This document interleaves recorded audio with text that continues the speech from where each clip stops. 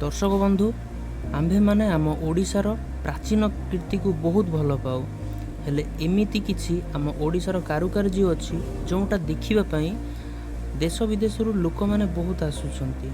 आज्ञा हाँ बंधुगण, आज आमे आपण मानक पाखकु ओडिशार किछि रोचक तथ्य नहीं आसीचु। बंधुगण, ए भिडियो रे आमे आम ओडिशार प्रसिद्ध मंदिर विषय रे जानिबा।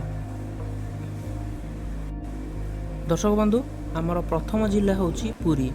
पुरी रे रहिछि श्री जगन्नाथ मंदिर। कोणार्क रे रहिछि सूर्य मंदिर। ढेंकानाल सेठी रहिछि कपिलास मंदिर।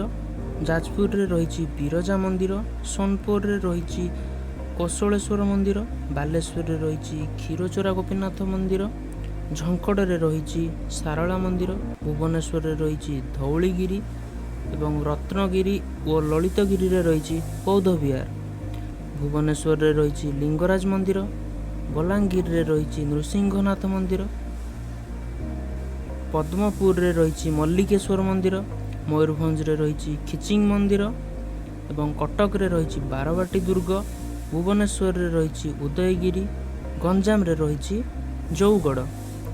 दर्शक बंधु, यदि आपंक आम भिडियोटी भल लगुए ताले निश्चय लाइक, शेयर, सब्सक्राइब करंतु एवं आमे आउ कौन टॉपिक विषय रे आगो को वीडियो बनैबू आमको कमेंट माध्यम रे जणांतु।